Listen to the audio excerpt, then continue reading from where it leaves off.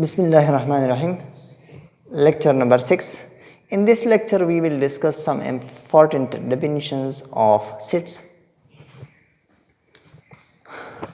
Subset. Let A and B be two sets. A और B दो sets हैं. Then A will be the subset of B. A subset होगा B का if B contain all the elements of A.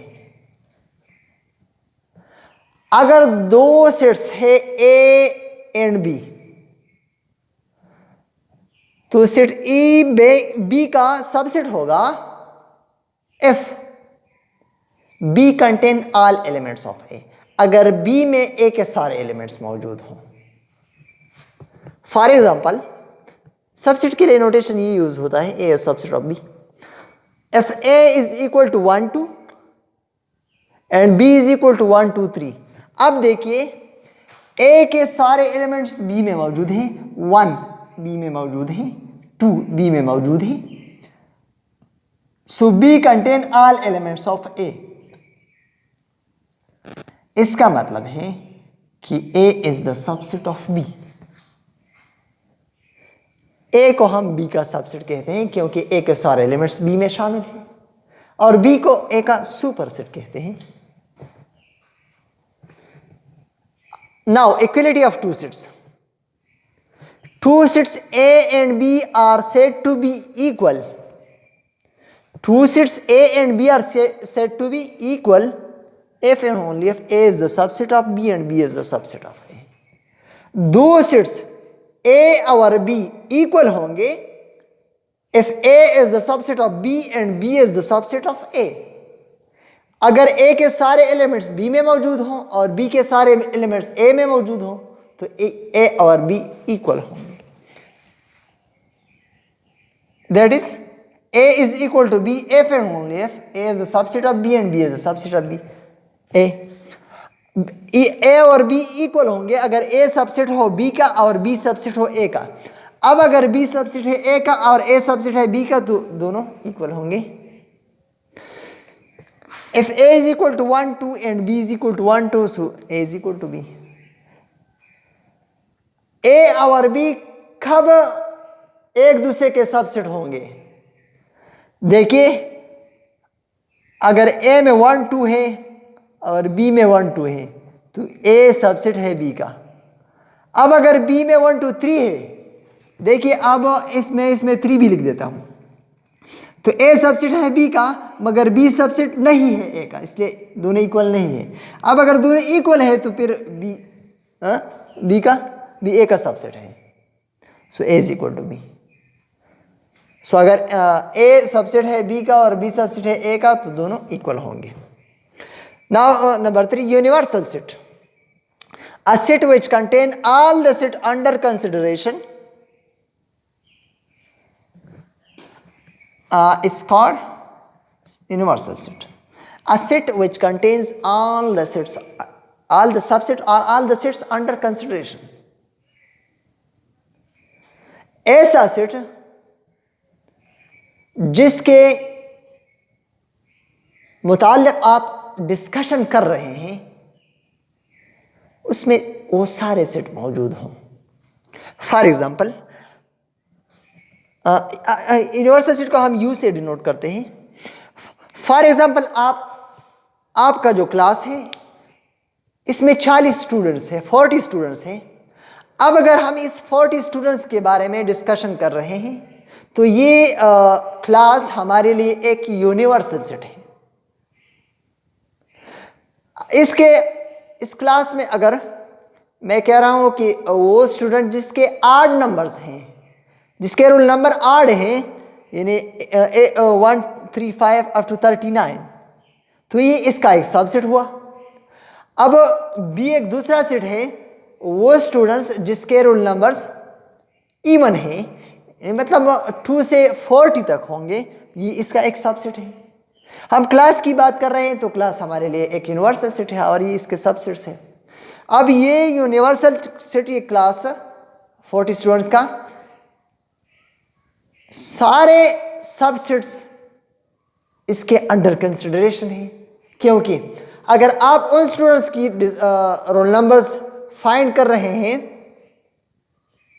जो multiple of 5 हो, वो भी इसका एक सबसेट है। अगर आप ऐसा एक सबसेट फाइंड कर रहे हैं जिन स्टूडेंट्स ने ए ग्रेड हासिल किया है उसके रोल नंबर्स का सेट, जिन स्टूडेंट्स ने सी ग्रेड हासिल किया है उन स्टूडेंट्स का रोल नंबर्स का सेट, तो इसके यू में सारे सेट्स अंडर कंसिडरेशन मौजूद हैं, इसे यू का हम अंडर कंसिडरेशन यूनिवर्सल सेट कहते हैं। अगर आप कॉलेज की बात, सारे कॉलेज की बात करते हैं तो कॉलेज आपके लिए यूनिवर्सल सेट है। अगर आप डिस्ट्रिक्ट की बात करें तो डिस्ट्रिक्ट आपके लिए एक यूनिवर्सल सेट है। अगर आप सारे कंट्री की बात करें, पाकिस्तान की बात कर रहे हैं तो ये आपके लिए एक यूनिवर्सल सेट है। Now power set, a set P of A is said to be power set of A if it contains all subset of A।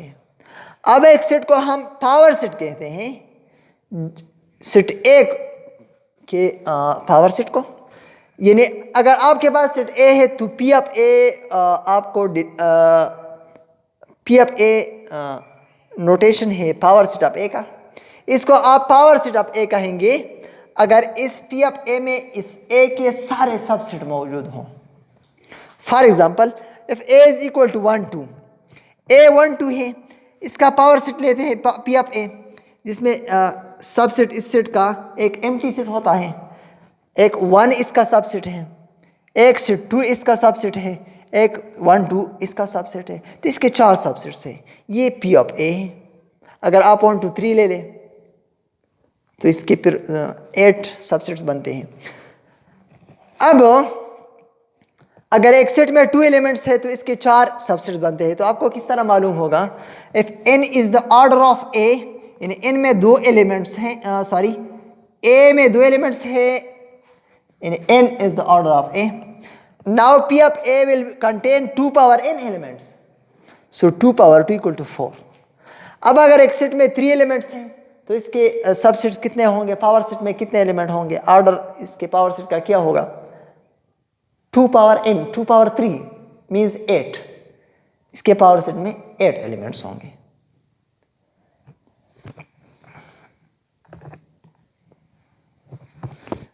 Denumerable set, a set is said to be denumerable if it is equivalent to the set of natural numbers,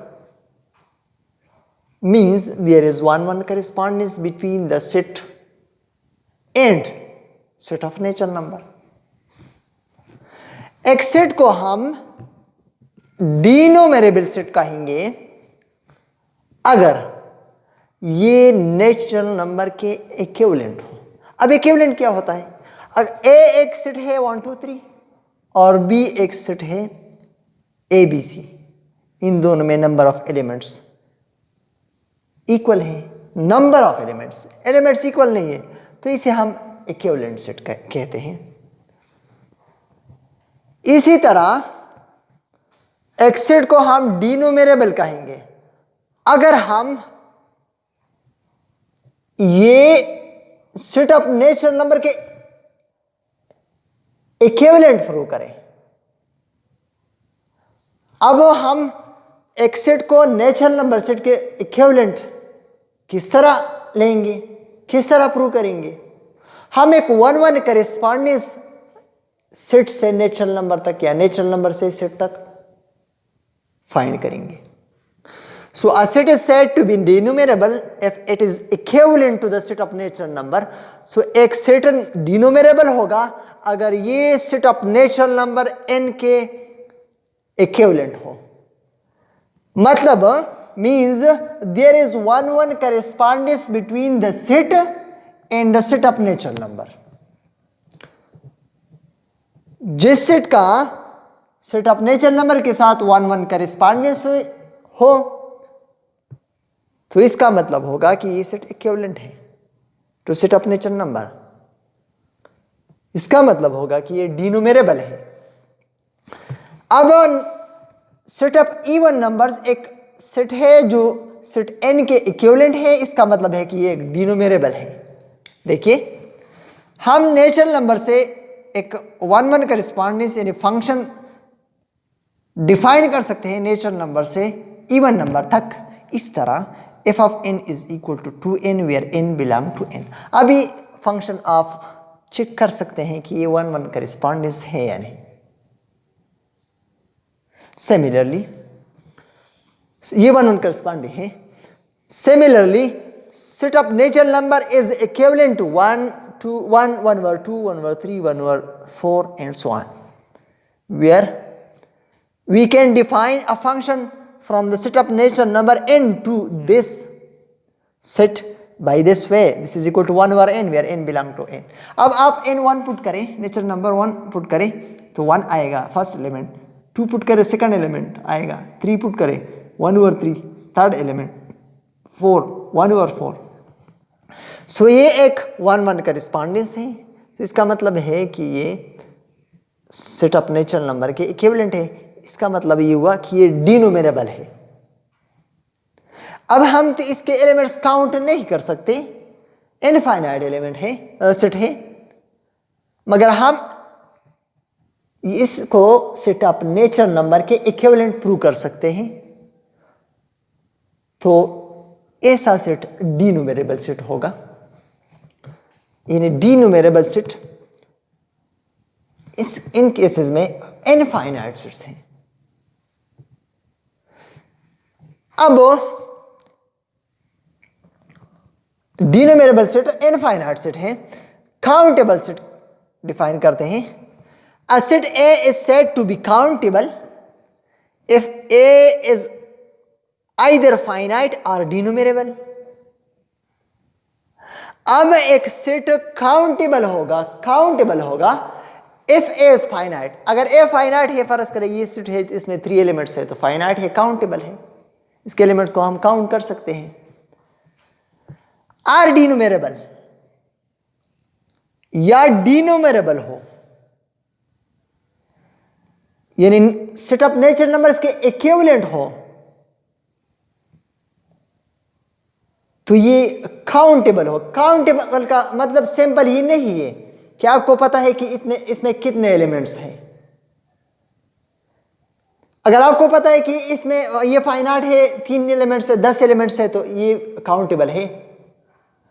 मगर इस यहां countable से ये मतलब हमारा नहीं है कि ये सिर्फ फाइनाइट हो और आप एलिमेंट काउंट करें। अगर आपको ऐसा पता हो कि फर्स्ट एलिमेंट क्या है, सेकंड क्या है, थर्ड क्या है, फोर्थ क्या है एंड सो ऑन, तो ये भी काउंटेबल होगा, यानी सेट ऑफ नेचुरल नंबर के इक्विवेलेंट होगा। अदरवाइज अनकाउंटेबल, अगर इसके अलावा हो तो अनकाउंटेबल होगा। एग्जांपल लेते हैं आगे। Countable does not always mean that we can count the number of elements in a set. यानी काउंटेबल का ये मतलब नहीं होगा कि हम एक सेट में एलिमेंट्स काउंट करेंगे कि 10 एलिमेंट है, 100 एलिमेंट्स है, 1000 है, but we can say that it is first, second, third element and so on. हम इस तरह कह सकते हैं कि ये पहला एलिमेंट है, दूसरा है, तीसरा है, जिस तरह इस सेट में ये फर्स्ट है, ये सेकंड है, ये थर्ड है, ये फोर्थ है एंड सो ऑन। तो ये एक काउंटेबल सेट है। तो एक सेट अगर फाइनाइट हो तो काउंटेबल होगा, अगर डिनोमिनेबल हो मतलब सेट ऑफ नेचुरल नंबर के इक्विवेलेंट हो तो भी काउंटेबल होगा, otherwise uncountable. For example, set of integers, set of real numbers are countable sets. ये काउंटेबल सेट्स है क्योंकि हम नेचुरल नंबर से इंटीजर्स पे और रियल नंबर्स पे फंक्शन, ऐसा फंक्शन डिफाइन कर सकते हैं जो 1 करेस्पॉन्डेंस हो, but can never get the whole set of real numbers between 0 and 1। अगर आप 0 और 1 को ले ले, इसके दरमियान जो सारे रियल नंबर्स हैं, तो नेचुरल नंबर से हम इस पे 1 करेस्पॉन्डेंस फाइंड नहीं कर सकते, यानी but can never get the whole set. Whole set 0 और 1 के दरमियान हम रियल नंबर के फाइंड नहीं कर सकते, फंक्शन डिफाइन नहीं कर सकते one one correspondence.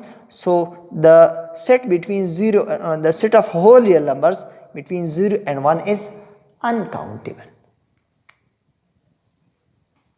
So thank you for watching.